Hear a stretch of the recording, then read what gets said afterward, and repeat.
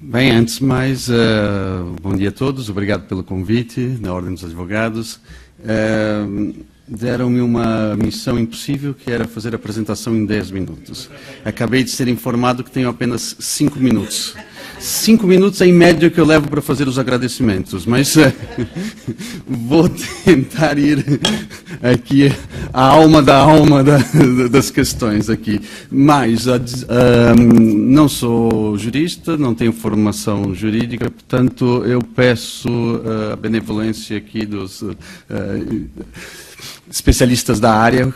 Se calhar não vou usar todos os termos corretos, posso misturar aqui um pouco de regulação com regulamentação, mas a ideia é passar a mensagem principal, porque as leis têm que ser feitas tendo em conta a realidade prática. Elas são feitas, no fundo, para tentar regular a atividade prática. E um dos aspectos que nós temos visto no alojamento local é que há muito desconhecimento, um enorme desconhecimento do que é a realidade. É uma realidade muito variada, é verdade. Temos aqui vários tipos de modalidade, de tipologia, que se calhar, em alguns aspectos, nós até concordamos, poderiam ter algum tratamento diferente. Mas, acima de tudo, também, a lei tem que prever o impacto que ela causa. E hoje o alojamento local tem uma importância absolutamente fundamental numa área que é o motor da economia, o turismo. Terem uma noção, hoje, qualquer coisa como 1/3 de todas as dormidas são feitas em alojamento local. Lisboa, a taxa turística, mostra alguns indicadores até mais exatos. Já ultrapassa 40% o número de dormidas. O Porto está a chegar aos 50%. E por quê? Porque é uma tendência mundial. É uma tendência mundial de evolução do turismo. Não? Quando falamos também da falta, às vezes, de informação, alguma até está disponível, mas dá trabalho, pronto. Trabalhar Excel, especialmente na área humanas, as pessoas têm uma certa aversão ao Excel. Mas eu ouvi dizer aqui, e ouço constantemente a ouvir que nos centros urbanos o alojamento local agora é feito em prédios inteiros, e essencialmente prédios inteiros. É público, por favor, pesquisem. 8% do alojamento local, nós fizemos a georreferenciação inteira, por causa do regulamento de Lisboa, para poder discutir com a Câmara com números, que é para não cairmos nessas conversas. 8% do alojamento local são várias unidades no mesmo prédio. E a lei já prevê isso, ou seja, o limite são 9, o limite são 9 unidades do mesmo proprietário. A partir de 9 só pode ter 75%. Quase todos os empreendimentos que querem fazer o prédio inteiro não têm interesse em ter 25%. Portanto, é uma questão pura e simples de fiscalização. E que nós não somos contra. A lei diz isso, porque não fiscalizam. Não? Muito bem. Rapidamente, então... Só olhar mais fácil aqui. Bom, acho que já foi dito aqui aquele mito do que o AL é a economia partilhada e que nasceu um espírito muito lindo. Isso, na verdade, nunca foi. Isso é uma realidade nova até no alojamento local. A essência, que até já foi dito aqui, o AL nasce em 2008, não existia Airbnb, não existia economia partilhada. Essa conversa, claro que existia, mas essa conversa e esse peso da economia partilhada ainda nem tinham começado a ser discutidos, né? O AL nasce, como já foi dito aqui, essencialmente para trazer para a legalidade muito daquilo que estava fora da legalidade, a questão do Algarve, das casas na Nazaré, dos quartos na Nazaré, e também uma outra parte que é uma explicação por que há tipologias diferentes, para trazer trouxeram para o alojamento local tudo aquilo que não conseguia cumprir as regras do licenciamento dos empreendimentos turísticos. E sim, porque e ainda nessa altura, tentou-se apertar um pouco as regras dos empreendimentos turísticos, supostamente numa linha de aumentar a qualidade, e tornou as regras quase impossíveis para um pequeno empreendimento. Aliás, as regras estão quase todas feitas para quem detém um imóvel na totalidade. Apesar de não ser obrigatório, são quase todos feitos, porque é quase impossível uma mudança de uso, por exemplo. Não? E colocou-se no alojamento local em 2008 também aquelas antigas pensões, hospedarias, que hoje chamamos de estabelecimentos de hospedagem. Alguns chamam agora guest house, até nasceram agora os bed and breakfast, o nome é muito giro. Nós tivemos que fazer uma sugestão, e aliás, se calhar vai sair na portaria, que esqueceram de colocar o breakfast no bread, ou seja, no bed and breakfast. Podia ter um bed and breakfast sem breakfast, que é fantástico. Há um outro mito que o alojamento local não está regulado ou regulamentado, ou usam regras, né, em Portugal. O que é algo fantástico, não sei se sabem, foi uma das leis pioneiras em termos de short-term rental, de alojamento local a nível do mundo. É talvez o único país, pelo menos que eu conheço, que tem uma legislação nacional para a atividade econômica alojamento local. É uma das únicas leis que consegue enquadrar essa atividade dentro do turismo. Nos outros países, a guerra toda que existe, como eles não têm um enquadramento disso, isso é decidido a nível municipal de uma forma reativa. Vou ter que passar alguns. Onde é que se enquadra aqui em termos regulamentares, legislativos, o alojamento local? Onde é que está a discussão?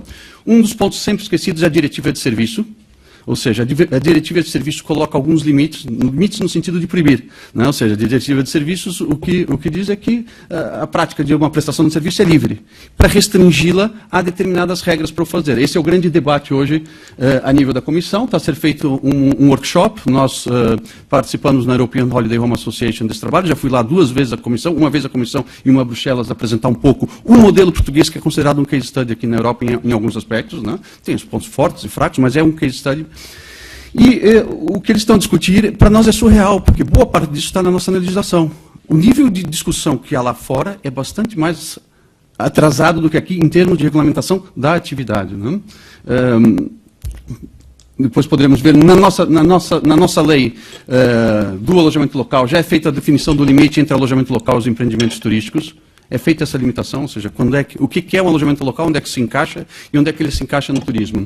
O acesso ao mercado aqui está previsto, que é uma das grandes discussões lá fora. Não sei se sabem, o sistema de registros aqui, que é online, automático, que é facilitado, é uma das imposições da diretiva de serviço.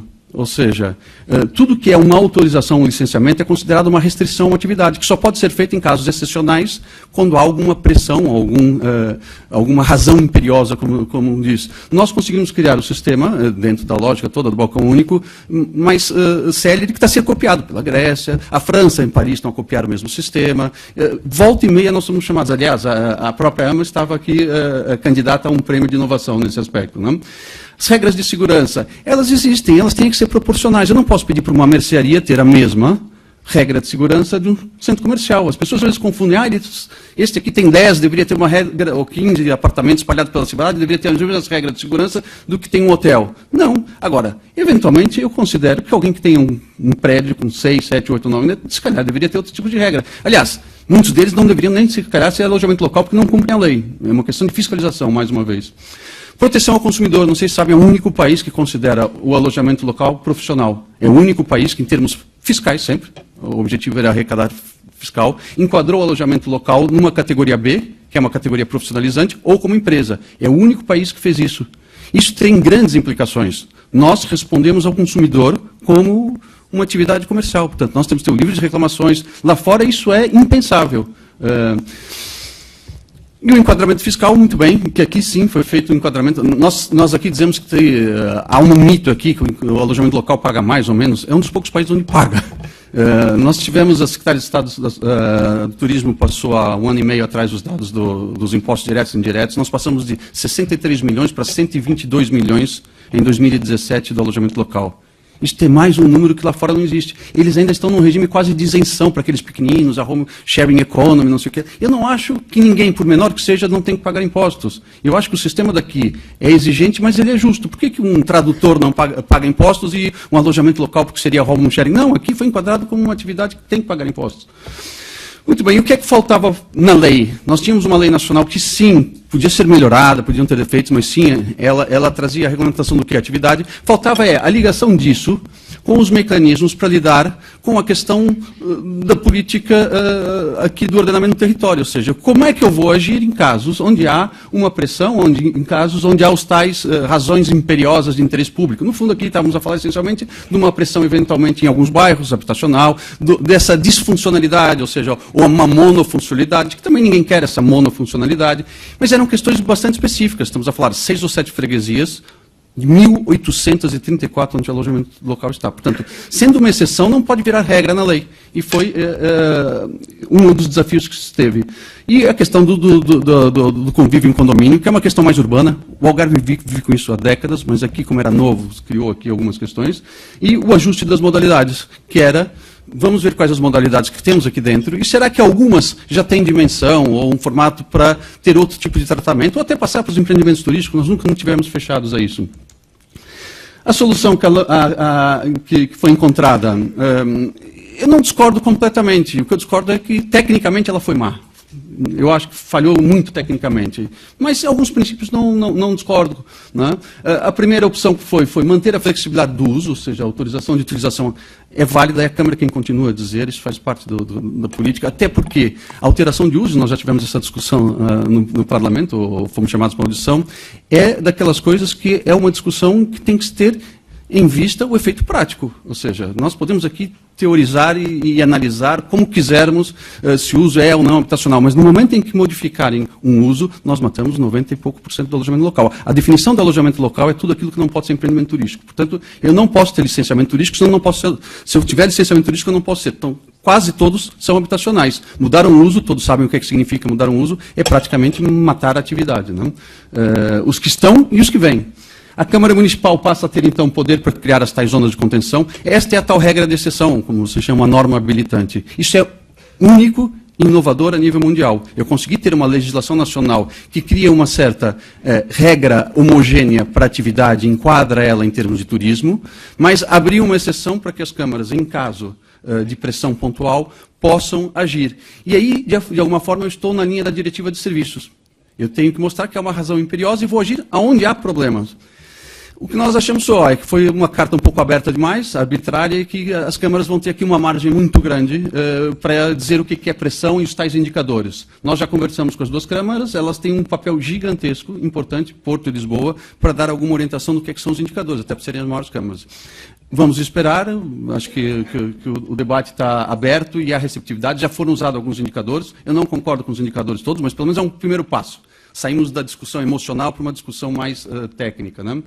E impõe algumas balizas, ou seja, na questão dos condomínios, que devem ser decisões fundamentadas mesmo aqui. Né?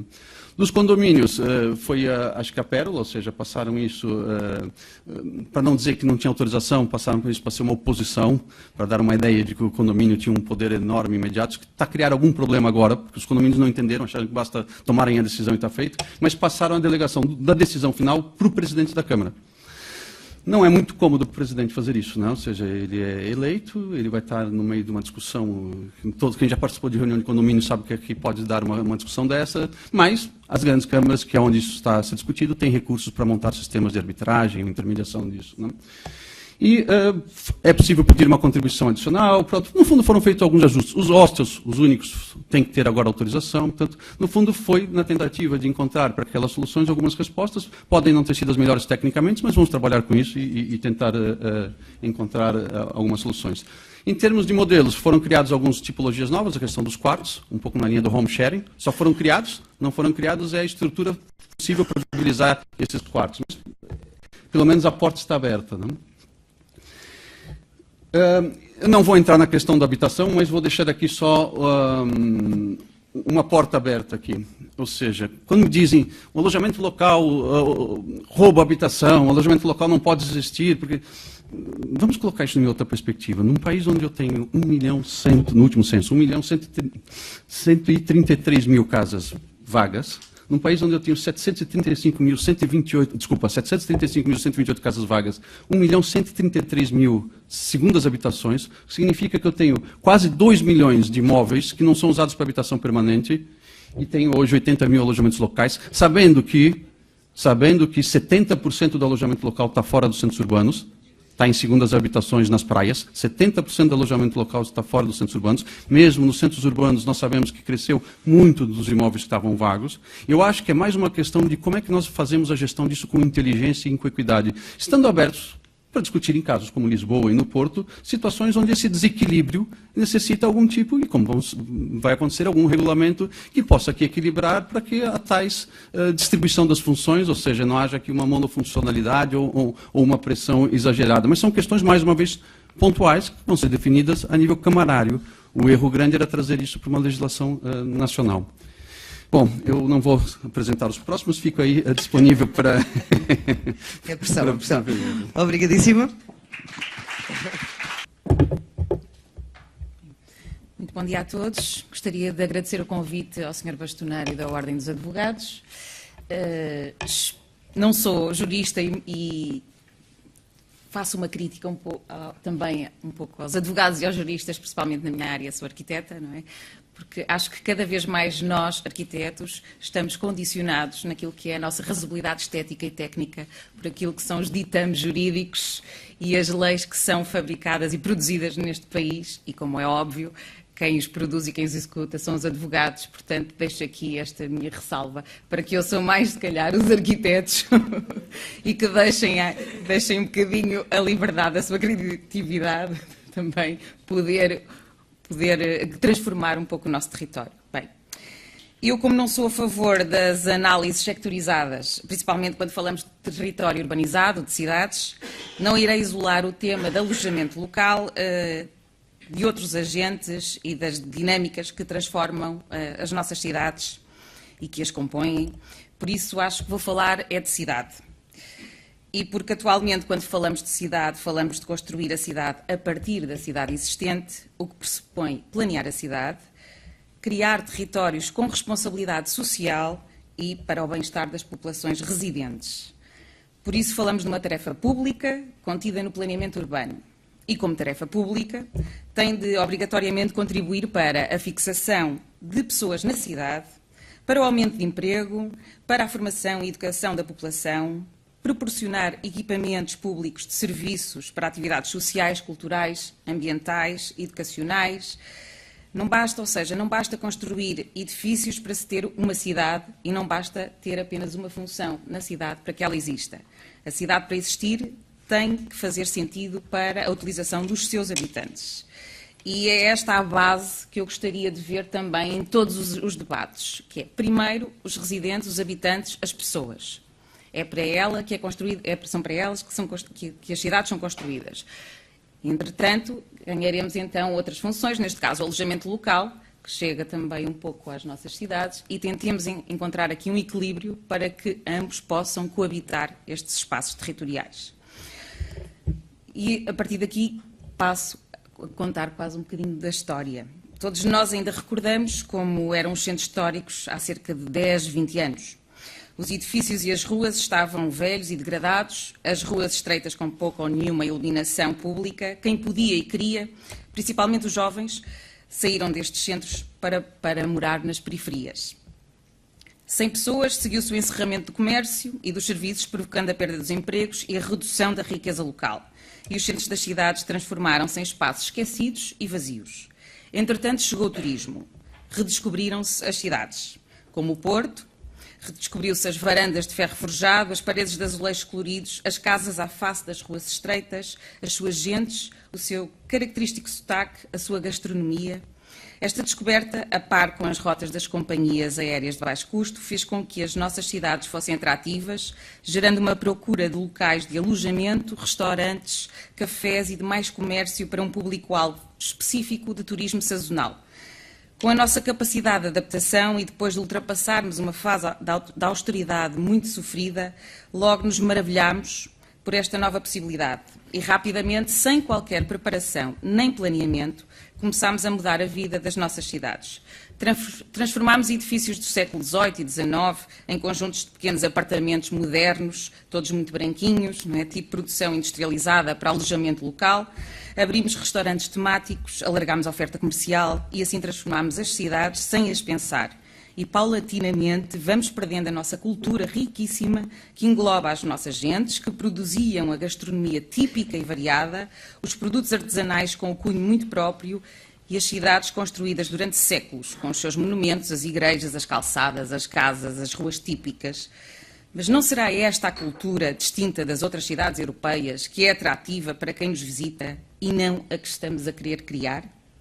Sem uma intervenção pública, com políticas urbanas capazes de proteger o nosso contexto social e, com ele, é óbvio, o cultural, os vários agentes com foco em dinâmicas lucrativas transformam diariamente as nossas cidades, ignorando aquilo que nos caracteriza. O pequeno comércio, as lojas históricas, por exemplo, os bairros habitados por vizinhos que se conhecem, a autenticidade e o brilho dos azulejos das nossas fachadas, as calçadas de pedra, todo o património material e imaterial que é nosso. E quando esse se perder, perde-se a nossa atratividade, perde-se também o turismo e todos os restantes setores se irão perder, visto estar tudo apoiado no turismo. A par desta constante transformação, resultam desequilíbrios diversos que hoje se conhecem e sentem. Um quadro preocupante de carências habitacionais, resultante no constante afastamento de moradores da cidade por via do aumento dos preços dos imóveis, afetando o mercado de arrendamento, do esvaziamento de serviços de apoio aos residentes, escolas, serviços e saúde, como aqui já foi falado também, ambos a favor da residência de alta rentabilidade, destinados ao alojamento local ou habitação menos permanente, do comércio tradicional, substituído pelo comércio de produtos turísticos, o aumento do tráfego automóvel e a presença de transportes para turistas com marcha lenta, chegando a colocar em causa a circulação dos meios de socorro, a produção de lixo urbano em maior quantidade e a sobrecarga das infraestruturas. A nova lei de alojamento local, que é disto que falamos hoje, delega nas câmaras municipais a preservação da realidade social dos bairros locais, através da possibilidade da aprovação em regulamento da existência de áreas de contenção por freguesia, podendo impor limites relativos ao número de alojamento local nesse território.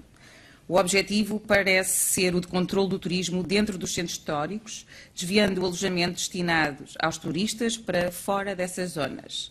Mas serão essas apenas as preocupações que devemos acautelar? A criação de medidas que controlem o alojamento que acolhe o turista, dentro ou fora dos centros históricos, sem olharmos para as questões da organização das múltiplas estruturas da cidade e do património edificado? É um fato que as mudanças em curso são muitíssimo rápidas e exigem respostas imediatas e assertivas. Mas acreditamos que a solução não pode passar apenas por medidas para alojamento local, desconectadas do setor imobiliário, incluindo a habitação, da saúde, da educação, da mobilidade, diversos outros sectores que constituem a cidade. Na sua maioria, as cidades estão a ser moldadas pelo mercado do turismo e não como deveriam por estratégias públicas globais de políticas urbanas. E assim levantamos algumas questões a refletir sobre a cidade enquanto espaço para todas as pessoas, destacando as preocupações relativas ao património edificado e ao desenho urbano dos espaços públicos enquanto agregadores de várias infraestruturas essenciais para a dinâmica funcional da cidade, mas também essenciais para o conforto e segurança de quem a usufrui. Como, por exemplo, o espaço público, onde estão incluídos as acessibilidades e a sinalética. Uma das preocupações deve ser a garantia da qualidade do espaço urbano da cidade face às consequências que resultam da ocupação da população acrescida de turistas, pela garantia de medidas de reforço de renovação das infraestruturas, de limpeza urbana, entre outros aspectos operativos essenciais ao funcionamento que deve ser garantido na cidade. O espaço público é o resultado da soma descoordenada de sucessivas instalações e equipamentos, como armários técnicos, parquímetros, MUPIs publicitários, marcos de incêndio, sinalética de trânsito, postos de iluminação, contentores de resíduos sólidos, parqueamento indevido dos automóveis privados, um elevado número sem fim de obstáculos, todos plantados no circuito que deveria ser seguro e confortável para o peão que circula na cidade diariamente. Urge então refletir sobre o desenho urbano e a qualidade do espaço que pretendemos para a cidade. Outra questão a refletir, que já foi aqui também mencionado, tem a ver com as obras de reabilitação. Apesar do regime de exceção, somos da opinião que a regulamentação técnica da construção em vigor continua a revelar-se desajustada das necessidades atuais quanto à aplicação na reabilitação urbana de edifícios. E dou, por exemplo, a questão da eficiência energética continua a ser obrigatória e, como já foi aqui referido, obrigam-nos a colocar um isolamento térmico, por vezes, que não é aconselhável para aquilo que é a reabilitação do património edificado. Outro exemplo tem a ver com pequenas obras como obras necessárias para a acessibilidade, principalmente das pessoas mais idosas. Basta querer-se colocar uma rampa para acesso à casa, que depois o próprio licenciamento exige que todas as condições de salubridade que não existiam antes e também o respeito à regulamentação atual seja cumprida. E muitas vezes estamos a falar de uma camada populacional que não tem qualquer tipo de apoio financeiro e que tem rendimentos muito baixos. E, por último, a questão das obras isentas de controle prévio, que também aqui já foram mencionadas, pela via da simplificação dos procedimentos de controle prévio das operações urbanísticas, a partir do Simplex, o regime jurídico de organização e edificação isenta de controle prévio administrativo as obras que não impliquem alteração nas estruturas de estabilidade, cércias, da forma das fachadas, dos telhados e das coberturas.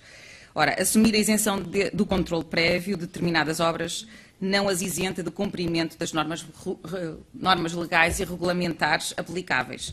Só a única diferença é que não carecem de licença, nem de comunicação prévia, nem de autorização de utilização.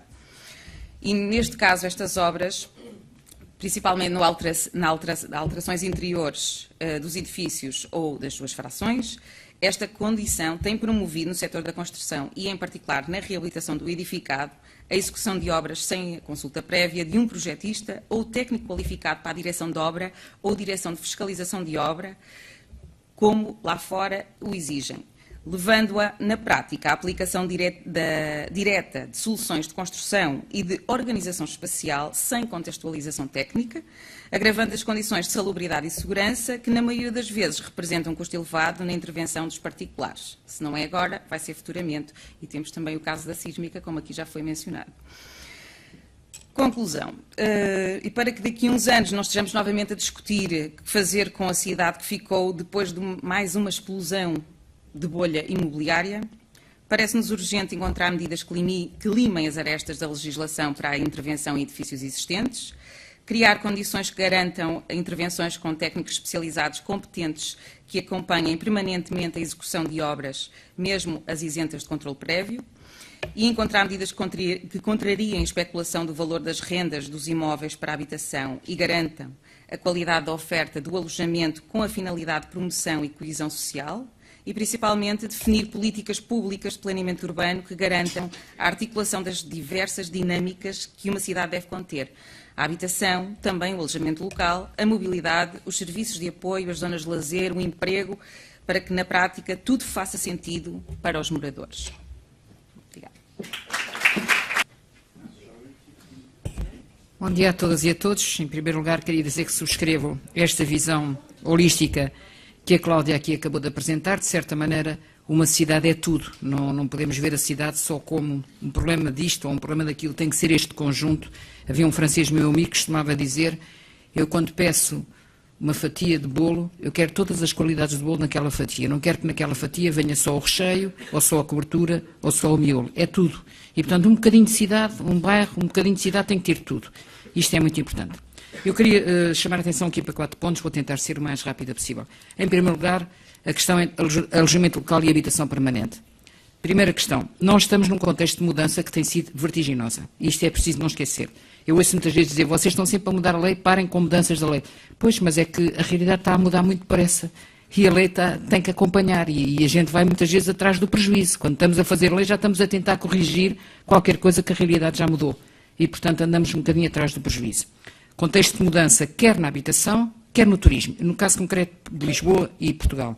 Na habitação, não esquecer que tivemos a liberalização do arrendamento em 2012, a liberalização do regime de obras em prédios arrendados também na mesma altura e a facilitação dos despejos que veio com isso. E, portanto, a partir de 2012, tivemos um quadro legal que permitia, sem processo judicial, que as pessoas fossem postas fora que tinham contratos antigos para obras ou que se tinham contratos com prazo, ou recebem a cartinha, e a cartinha não foi mandada logo, é mandada 5 anos depois, é a partir de 2017 que isto se começa a sentir, recebem a cartinha a dizer: acabou, eu não quero renovar, e portanto, pronto, fica livre. Isto tudo criou um quadro favorável a que outras ocupações mais rentáveis viessem a ocupar esses espaços. Do lado do turismo, quais foram as grandes mudanças? O aparecimento das low-cost, o hub das low-cost em Lisboa é só de 2012, o aparecimento das plataformas digitais e a mudança do turismo em termos globais. Maior mobilidade, grande atração deste país por razões até de segurança relacionadas com outros destinos turísticos interessantes na área, digo eu, Mediterrâneo, Europa do Sul, etc. E, portanto, tudo isto contribuiu ao mesmo tempo para efeitos opostos, mas contribuiu seguramente para criar aqui um espaço, que foi imediatamente aproveitado. Outras condições favoráveis para que isto acontecesse: elevada percentagem em Lisboa, sobretudo nas zonas antigas, de casas muito pequenas, inferiores a 50 metros quadrados, casas que dificilmente são reabilitáveis para a habitação permanente, têm valores abaixo dos mínimos, mas para o alojamento local podem perfeitamente, com aquele espaço, manter-se, ou também casas em muito mau estado, ou mesmo casas vazias. E a facilidade dos preços que eu já falei, conjugada com isto, criou aqui muitas oportunidades. Eu tenho visto muitas vezes os estudos do alojamento local dizerem que a maior parte do alojamento local foi em casas devolutas. É preciso saber se são casas que já estavam devolutas há muito tempo ou são casas que ficaram devolutas porque as pessoas ficaram sem elas recentemente, por estas razões todas que eu disse. E são coisas diferentes. Isto tem consequências, já aqui foram referidas, nomeadamente pela Cláudia, cria uma pressão sobre a habitação, fez subir os preços, naturalmente, cria um conflito por vezes entre turistas e residentes. Portugal, uma das grandes condições para a atração turística é sermos um povo hospitaleiro, como se costuma dizer. Os portugueses acham graça, recebem bem, gostam de falar as línguas, até a um certo limite, porque a partir de uma certa altura começa-se a acharem que os estrangeiros estão a ocupar os seus espaços e se muda-se rapidamente para a atitude oposta. E, portanto, é preciso ter cuidado. Isto é como a galinha dos ovos de ouro, a gente não pode comer os ovos e a galinha. Temos que manter a galinha, porque senão não há ovos, nem de ouro, nem de outros quaisquer. E isso é posto em causa por esta pressão e pelo aumento, sobretudo em determinadas zonas, o aumento desenfreado de determinadas ocupações. E, além disso, outras consequências, a Cláudia também já falou, problemas o aumento do lixo na cidade, o aumento do barulho, os problemas de transportes, portanto, isto é uma questão global. Primeiro ponto falado. Segundo ponto, eu queria mostrar rapidamente 2 slides. Este slide, a leitura não é muito boa, peço desculpa, mas dá para vocês perceberem estas zonas que estão marcadas a cores.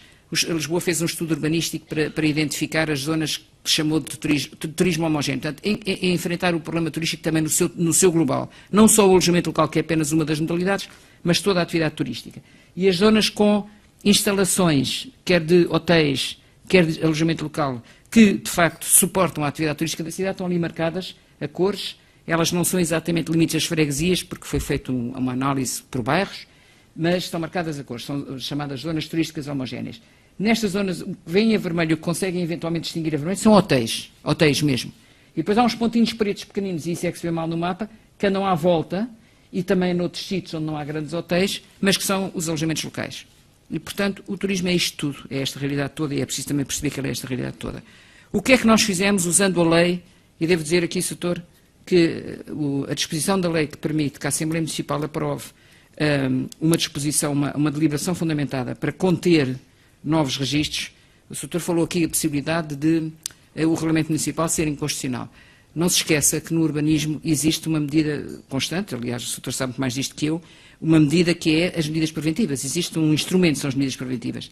Esta deliberação da Assembleia Municipal, dizer parem aí um bocadinho enquanto a gente vai fazer o regulamento e vai estudar as alterações ao PDM, é uma medida preventiva. E é nesse âmbito. Por isso eu acho que não é inconstitucional, é mesmo manter aquilo que está enquanto se vai estudar como é que se pode alterar. Evidentemente que podemos ter visões diferentes da coisa, mas o objetivo foi este. E já o fizemos. A Assembleia de Lisboa já aprovou a suspensão do alojamento local em determinados sítios. Como é que se fez? Foram-se buscar indicadores, foi-se estudar o assunto e fez-se a coisa nos seguintes termos. Em todas estas áreas homogéneas, em que o número de alojamentos locais seja superior a 1/4 da habitação permanente, não há mais registros. Parou. E só pode haver novos quando isto baixar do 1/4. Portanto, manter esta pressão o máxima entre 1/4 e 3/4. Isto só acontece neste momento em 2 zonas, que eu vou mostrar, que são esta zona aqui, Madragoa, não sei o quê, portanto, esta zona aqui assim, entalada perto da Estrela e a zona toda de Madragoa, Santos, por aqui, e esta zona toda aqui deste lado, que é Alfama, Castelo, pronto, essas. Aqui está contenção.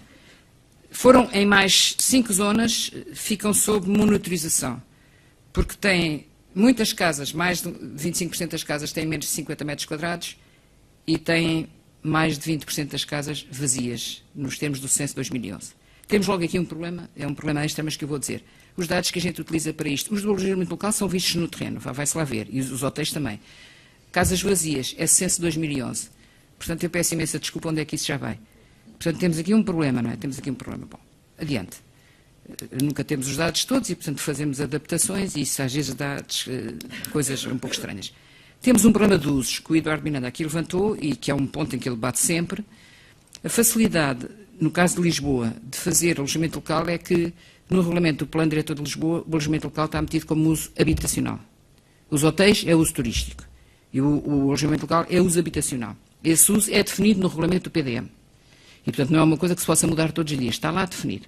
Portanto, se naquela zona puder ter uso habitacional e aquele prédio tiver uma licença de utilização como habitação, não precisa mais licença nenhuma, só se tem que se registar para fazer o alojamento local. Mas a licença é a mesma, não tem que ter uma licença nova.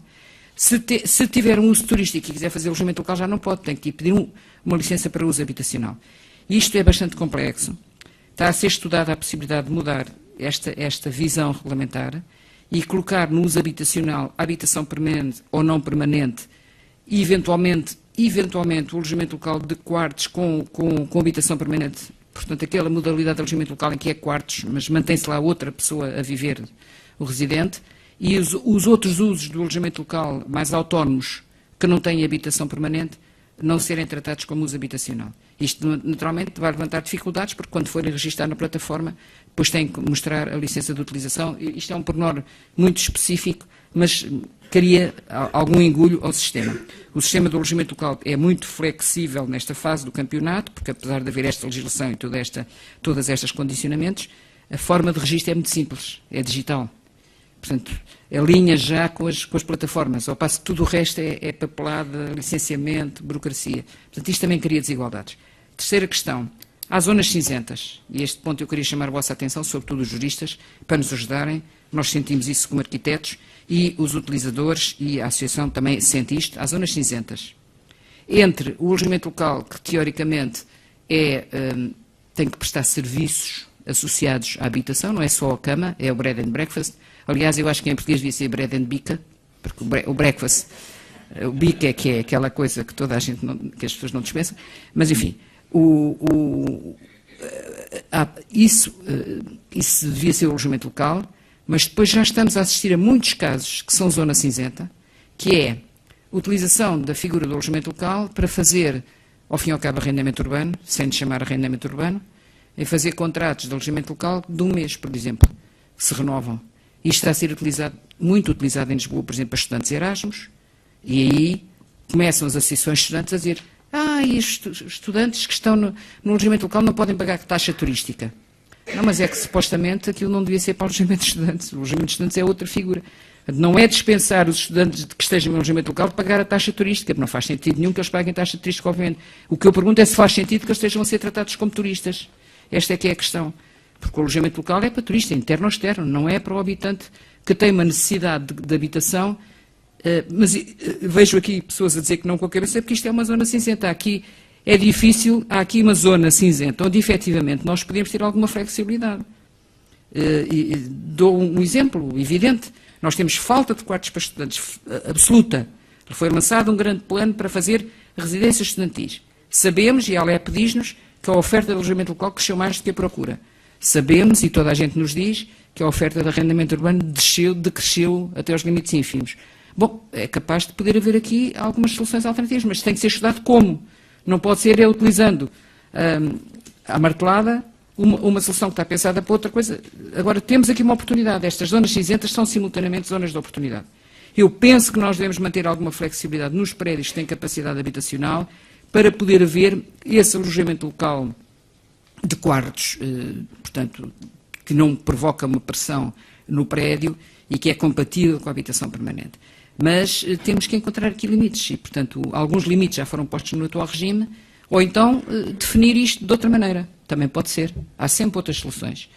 Aqui tem que haver alguma criatividade e alguma capacidade, sobretudo, de prospectivar consequências, porque a gente muitas vezes faz as leis e depois elas têm as consequências opostas, os chamados efeitos perversos. No urbanismo também acontece. E, portanto, temos que estar aqui com alguma capacidade. Eu normalmente costumo dizer que para evitar os erros que sucedem da gente ter previsto mal, planeado mal ou legislado mal, é monitorizar, é estar em cima do acontecimento, ver o que é que acontece e corrigir. Não há outra maneira, porque nós não conseguimos adivinhar o futuro, sabemos lá o que é que aí vem. Último ponto, o que é que temos que fazer enquanto cidade, nas cidades e nas zonas que estão sob pressão? Do meu ponto de vista, temos que aumentar o estoque de habitação permanente sistematicamente nas cidades que estão em perda e em perda de habitação, não em perda demográfica. Nas questões em perda demográfica tínhamos era que ocupar as casas que lá estão. Mas nas questões em perda de habitação permanente tínhamos que aumentar o estoque. E esse aumento do estoque tem que ter investimento público e não apenas municipal. Eu ontem dei números no Parlamento, costuma-se dizer que em Portugal há 2% de habitação pública e 98% de habitação privada. Este número é oficial e é verdadeiro. Só que estes 2%, 1,8% é municipal e 0,2% é Estado. O Estado, em Portugal, tem 0,2% da habitação pública. Vocês perguntem-me se é possível ter uma política de habitação pública, nacional, com 0,2% dos recursos. Comparem com a saúde ou com o ensino e digam-me se isto é possível. Se não chegarmos a um ponto que é um disparate completo. E, portanto, estamos a fazer políticas públicas de habitação, a mexer nos impostos, a mexer nos fundos, a mexer na alavancagem, a mexer nos empréstimos, a mexer numa data de coisas, porque não temos estoque. Não temos estoque. E, entretanto, assistimos todos os dias, isto sai um pouco da órbita do alojamento local, mas tem que dar este dado também, assistimos todos os dias a transações de grandes carteiras imobiliárias em que o Estado não se chegou à frente. Fidelidade, 2.500 imóveis, 425 milhões de euros, foi para um fundo estrangeiro. Novo Banco, onde nós estamos também a despejar alguma coisinha, Novo Banco, 9.000 imóveis, 8.700 e tal imóveis, 340 e tal milhões de euros foi o que a Anchorage Capital Group pagou para aqueles 8.000 imóveis e o Estado não se chegou à frente. Eu pergunto, não é possível. Não é possível. Nós precisamos de mais habitação pública e precisamos de mais habitação pública destinada à habitação permanente. Segunda questão, fundamental, e está muito na mão dos municípios, proteger o comércio tradicional e o comércio de bairro. Faz parte da tal linha dos ovos do Douro, umas certas características do comércio tradicional e do comércio de bairro tem que ser protegido, porque também ele foi apanhado pela liberalização dos arrendamentos e das obras. Quer dizer, muita loja fechou porque foi para obras, o prédio todo, e portanto a loja que lá está foi à vida, ou porque chegou ao fim do prazo e não foi renovado. E, portanto, temos que ter aqui medidas de proteção, já temos as lojas históricas em Lisboa, mas temos que fazer mais. Terceira medida fundamental, promover a mistura de população nas várias zonas da cidade, nas várias zonas dos concelhos, mistura da população e nas cidades, nas zonas históricas, não podemos ter só pessoas afluentes, não podemos ter só, isso é a gentrificação. Substituir uma população pobre por uma população afluente, outra palavra muito fina para dizer rica, pronto, não podemos substituir pessoas pobres por pessoas ricas, isso é gentrificação pura. A gentrificação em português há quem lhe chame afidalgamento, que era a substituição de quem lá estava por os fidalgos, né? Os fidalgos agora já não há, mas o equivalente. Gentrificação. Mas nós, além da gentrificação, estamos a ter outro fenómeno, que é a turistificação. Houve um debate muito engraçado na moraria sobre este problema, e havia uma moradora que dizia, eu não quero a tristificação do meu bairro. Ela percebeu exatamente o que era o significado da turistificação. Não era a turistificação que a assustava, era a tristificação, a tristeza das pessoas perderem os vizinhos, perderem os lugares, perderem os hábitos. Eles até gostam muito de ter lá alguns estrangeiros, mas alguns agora não podem perder as suas redes todas. E, portanto, esta tentativa de evitar esses fenómenos e de acompanhar e de garantir que as pessoas se mantenham lá com rendas acessíveis é uma obrigação urgente. E, finalmente, acho que devemos diversificar a atração turística, não tem que ir toda para o mesmo sítio. Há muitos sítios no país, dou um exemplo, não necessariamente alojamento local, mas turístico. Nós temos aquelas maravilhosas coisas chamadas vistos gold e os estatutos dos residentes não habituais para captar pessoas que vêm passar reformas para Portugal com um tratamento fiscal muito favorável. Ouçam, eu não sou contra esses sistemas, sou contra esses sistemas nos sítios onde já temos a mais, por amor de Deus. Arranjem esses sistemas para os sítios onde não há ninguém, onde ninguém vai investir.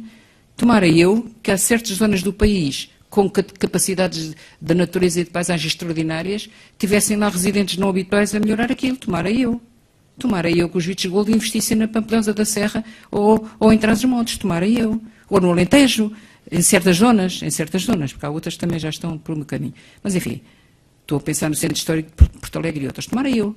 Agora, em zonas com pressão brutal, com perda de habitação urbanística, com perda de habitação permanente e com um excesso na proporcionalidade de ocupação turística e ocupação habitacional, aí, meu amigo, aí não pode ser mais, porque já a pressão já não se aguenta. Peço desculpa, isto foi um pouco talvez desarrumado, mas para vos dizer, o processo é complexo, é muito rápido e a lei não consegue andar tão depressa. temos é que andar na observação, na verificação, no cruzamento do que está a acontecer com o que está na lei, para irmos melhorando e aprimorando. O que está aqui, o que se fez, é um primeiro passo apenas. Mas o Parlamento não podia deixar de o fazer, porque a gente está a assistir às coisas todos os dias. Depois toda a gente pergunta, então ninguém faz nada. A gente faz umas coisinhas. O primeiro projeto de lei do PS era muito fraquinho. Era só sobre os condomínios, era mesmo mau. Felizmente não passou assim como estava. Ficou lá uma pegada sobre os condomínios e tal. Mas pronto, a primeira coisa foi uma tentativa de resolver para isto está mal aqui, vamos mexer aqui. Fazer leis assim, eu não sou jurista, mas fazer leis assim, está mal aqui, vamos mexer aqui. Sem perceber o conjunto, no geral, não dá bom resultado. É a experiência que eu tenho. Obrigado.